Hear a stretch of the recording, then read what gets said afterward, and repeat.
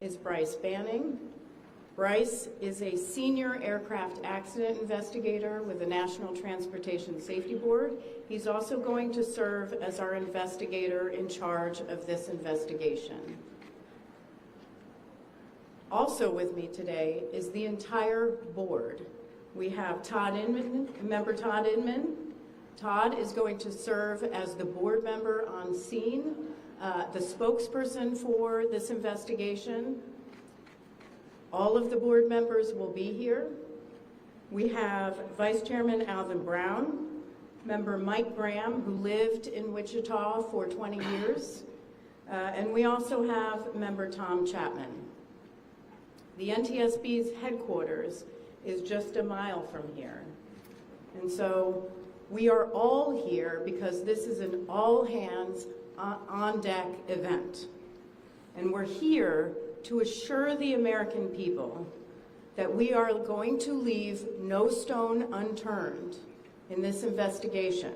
We are going to conduct a thorough investigation of this entire tragedy, looking at the facts. Now, with that, I want to level set. When we go to the scene, and we were here last night, we allow the responders to do their important safety mission, which in this case was search and rescue and recovery. We stand back to allow them to do their important safety mission.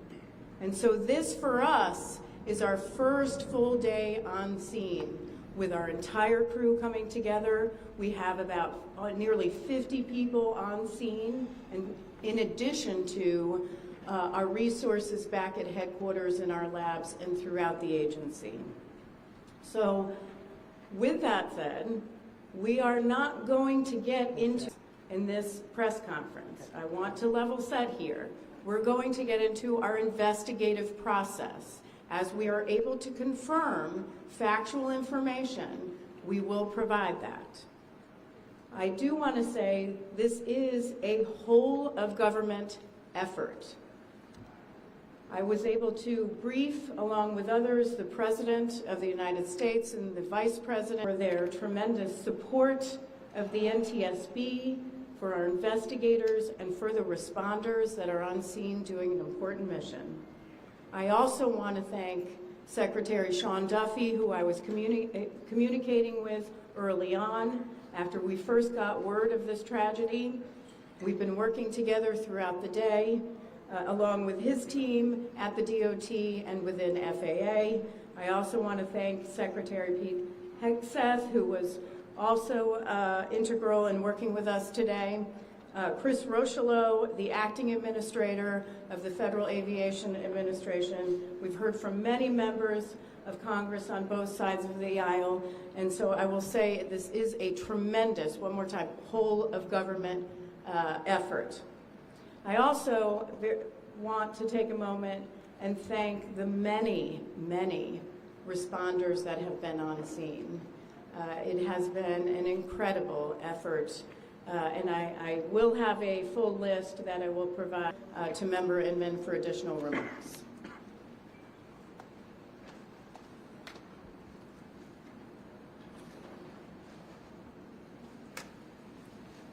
So today is our first full day on scene. Our investigative team will be on scene as long as it takes in order to obtain all of the perishable evidence and all the fact-finding that is needed to bring us to a conclusion of probable cause. Our mission is to understand not just what happened, but why it happened, and to recommend changes to prevent it from happening again. Right now, we will keep you informed by giving regular updates as we learn more. Our intention is to have a preliminary report within 30 days, and the final report will be issued once we've completed all of our fact-finding and investigation. Now, we will not be determining the probable cause of the accident while we are here on scene, nor will we speculate about what may have caused this accident.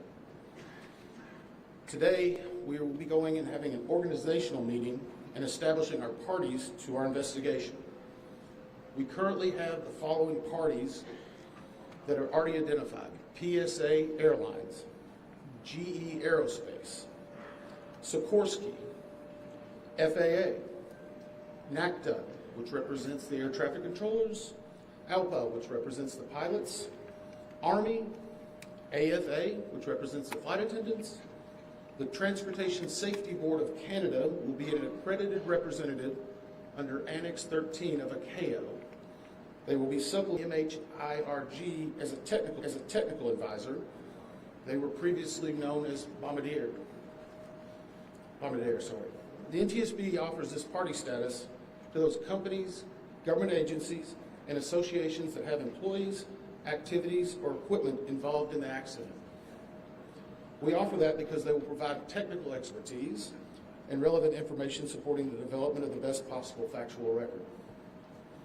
Once they join this investigation, they are not permitted to release documents or talk publicly about the investigation without the consent of the NTSB. So I want to stress this. It is only the NTSB that will provide information related to this investigation, with one exception. Regarding the fatalities that occurred, that notification will be handled by the DC medical examiner. We will not be discussing fatalities or names. So we want to talk a little bit about our process. We will analyze the facts, determine the probable cause of the accident, and then issue a report of those determinations. I also want to talk a little bit about some additional people that are here with us, and they're very important to us, and that is our family assistance group. Later today, we will be briefing the families. We normally try to do this before a media event, but in this case, they're still arriving. Our family assistance specialists are already working closely with local officials and others to help assist them in their efforts to support everyone that's affected by this accident. And let me just reiterate what the chair said. A loss of life, and our heartfelt sorrow goes out to everyone that's affected. It affects us, it affects everyone around us. There are a lot of people hurting today. We will help find out what happened. We will do it factually, and we will do it accurately. As part of this, we're going to be standing up some specific working groups. Those working groups will be operations. They will be looking at the history of the accident flight. We'll be forming a structures group, which will be the documentation of the airframe wreckage and the accident scene, including calculation of impact angles to help determine the plane's pre-impact course and altitude. We'll have a power plants group. They will do the examination of the engines and the engine accessories. We'll have a systems group. They will study the components, electrical, pneumatic, and associated systems, together with the instruments and elements of the flight control system. We'll have an air traffic control group. They will do reconstruction and review of air traffic control systems provided to and including acquisition of pertinent flight track surveillance information, what you might typically think of as radar or ADSB, along with controller pilot communications. We will also have a survival factors group. They will be doing the documentation of impact, forces and injuries, community emergency planning, and all crash and fire rescue efforts. Also, due to the unique nature of this crash, we will be having a helicopter group as well. Lastly, we will have a human performance group, and this will not be its own group. It will actually be a part of the operations, air traffic control, and helicopter groups. They will study the crew performance and all before the accident factors that might be involved in human error, including fatigue, medication, medical histories, training, workload, equipment design, and work environment. Now we're going to take a few questions, but I will again stress we don't have a lot of information now. We will continue to gather that. We will try to release it as we can, but we will only talk about the facts of the case that we know right now. So I'm going to ask, we're calling a few people. I'm going to ask that you state your name and affiliation. James Matthews from Sky News. So we've heard from President Trump today talking about DEI hiring policies within the FAA and associating that with the cause of this accident. What do you say to that? Well, unfortunately, I didn't hear the remarks. I was briefing House and Senate members, but I believe, Chair, would you like to take that? As part of any investigation, we look at the human, the machine, and the environment. So we will look at all the humans that were involved in this accident. Again, we will look at the aircraft, we will look at the helicopter, we will look at the environment in which they were operating in. That is standard in any part of our investigation. I'll turn it back. Chair, can I ask you, has the flight data recorder been recovered yet? And what is the difficulty in a water environment for your investigators and the people out on the water? Well, the question was on the flight data recorders. And we have not recovered the flight data recorders yet. We know they're there. They are underwater. This is not unusual for the NTSB. We have many times recovered flight data recorders in water. We have our lab right here that is about a mile from the NTSB, so it's not unusual. And once we get those, we'll be able to get those read and information from them to be able to provide further information to you. I'm going to turn it back over to Member Inman. Tyler Henry with CBS News. Earlier today, Defense Secretary Pete Hegseth said a mistake was made last night. Based off of you all's initial human error or mechanical failure? The question was, has there been human error or mechanical failure? We don't know what we know just yet. We do not know enough facts to be able to rule in or out human factor, mechanical factors. That is part of the NTSB investigative process, and where all of these groups will come together. It's one of the reasons why the NTSB is known as the gold standard. We will take the time that's necessary, but I'd also like to reiterate, if we find something that is a significant issue that warrants immediate action, we will not hesitate to make those recommendations and make them public. We have a good track record on that, and we want to continue doing so. Sir? Hello, Sir Tom Costello with NBC News. Does it hurt your investigative process, maybe for the chairman, does it hurt your investigative process to have the president already suggested possible causes here as you try to keep an open mind and begin this investigation? Tom, with all due respect, I think the press also likes to state what probable cause is before we get to the probable cause. So what I'm going to say is you need to give us time. You need to give NTSB, it's not that we don't have information. We do have information. We have data. We have substantial amounts of information. We need to verify information. We need to take our time to make sure it is accurate. That's best for you. That's important for the families. It's important for legislators who are seeking answers to try to figure out what they're going to do about this. And so it will take time. We do have a lot of information, but we need some time to verify that. Yeah, Member Chase Williams with Fox Business. I'm wondering about the conditions in the tower last night. Were there any performance issues in the past with any of these controllers, anything of that? The question is about controllers. As I said, we are just now forming the groups. The controllers do have union representation, which they're entitled to. They'll be working with our party system and our party groups. They'll be conducting interviews. Those interviews will need to be analyzed, transcribed, and other team members will need to look over it. It'll be a long process, but we will go through the entire history.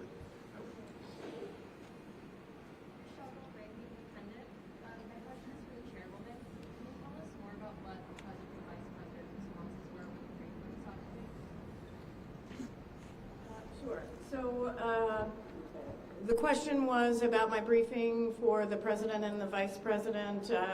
As is standard, we offer briefings on our process and what we know, and this was a briefing with the president and vice president and with Secretary Duffy and Secretary Hegseth and also the acting administrator of the FAA. There was discussion on what we know so far, and that was about it. Madam Chairwoman, Stephanie Ramos with ABC News. Similar to Tom Costello's question, the president has stated what may have caused the crash, stating common sense. Does that affect your progress at all at this early stage? Yeah. So the NTSB, we conduct an important safety mission where we take a very careful approach. I'm sorry, the question was on speculating during investigations, which is we often hear about, What I will say is we look at facts on our investigation, and that will take some time. And at some point, we'll be able to provide that factual information, as Member Inman said, and provide that hopefully tomorrow. Member Inman? Hang on a second. Dave Shepardson from Reuters. Have you been able to retrieve the black boxes from the helicopter? Has the military decided whether they're going to read those to the NTSB? And what about the ATC tapes? Have you guys been to? So the question was about black boxes, which are referred to as black boxes, which are typically orange. We have not recovered any of the boxes involved yet. We feel comfortable and confident that we will be able to. Right now, recovery of life is probably most important in those that were involved. I mean, there are still ongoing recovery efforts involving the fatalities involved, along with some debris is coming out as well.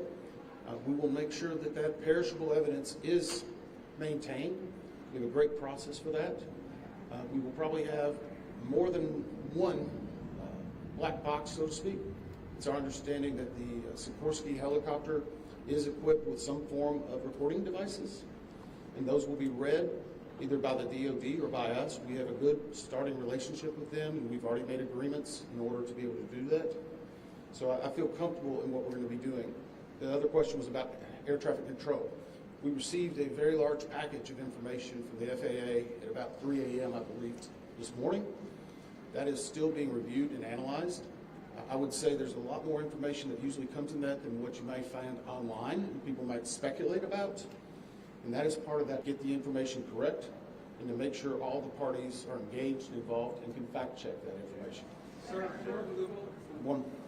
Keith Cohen from CNN. Can you tell me if the NTSB has reviewed this FAA internal report that has been cited by the New York Times indicating that the controller that was on duty at the time of the crash was doing a job that's usually done by two people? We have not reviewed any specific reports about the controllers at this time, at least from the leadership team. Our investigators are continuing to pull all that information, their personnel records, their files, where they were at, whether they were fatigued. All that information will be part of that investigative process. But right now, we can't speculate on anything that may have been reported in the media until we get the opportunity to validate and understand how it impacts the investigation. We're going to take just a few more questions. Sir? Yes, Orange Conan, Paper Magazine. What's the process and the logistics like of bringing the families in? Are they coming to the airport? And how are you going to sort of do the sensitivity of bringing them to the place where this tragedy happened? So the question is about the families. And many of those families are still en route. Some are still being notified from both the military and from the commercial crash. There is a family assistance facility that's being stood up by American and PSA Airlines in Bethesda, Maryland. They've already been working on that, standing it up. Our team from our disaster assistance team has also been coordinating with them. We plan on briefing them. It is customary that at some point, if the families wish to go to part of the accident site, that we would arrange such a thing, but it will only be when we know that it's safe, we have the correct perishable evidence, and we can do it in the proper modesty that should be for those family members. It will be a little bit of a process, but it will take some time. Sir, to follow up on the air traffic control system. Now, sir, are you? I know that Marielle Farmer with these news now. We heard from some witnesses that they saw people able to come down the slides of the plane. Has there been any indication that people made it off the plane to the other? Well, again, we will not speak to the fatalities. The D.C. medical examiner will, but I think the D.C. fire chief this morning very succinctly said correctly that we believe there are no survivors. What's their all the plane? Like, did they get out of the plane? Last question. Sir, Victoria Sanchez with So, hang on one second. Right now, we're going through the debris fields. Nothing we've seen would indicate that maybe slides or chutes were deployed. It was a very quick, rapid impact. But we've seen nothing in that regard so far from the evidence we had, but we still need to verify all of that information. One more question? Victoria Sanchez, ABC7. Sure. Are you going to be looking at the family member's cell phone? Go ahead. Jeff Cook, ABC News. What do you know about the altitude of the helicopter at the moment of impact? And can you talk about the procedure for such helicopters in that area? The question was about the helicopter procedures. And in D.C., it's kind of a unique environment. We've been getting briefed more and more by the FAA. I'm not an air traffic control specialist, but they're actually helicopter zones, if you will, or tracks.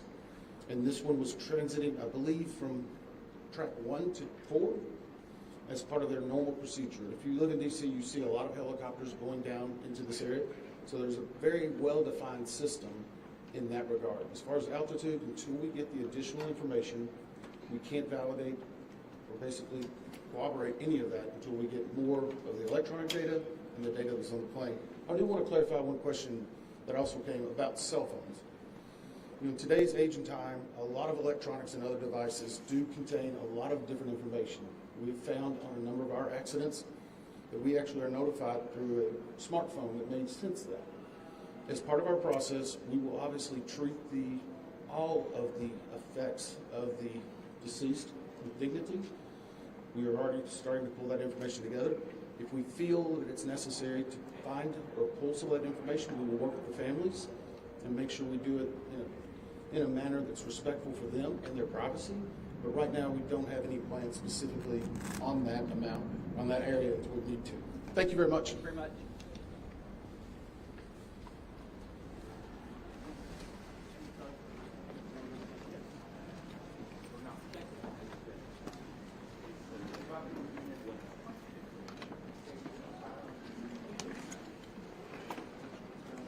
Hi, for further updates on media briefings and other developments, please follow on X or Twitter at NTSB_newsroom.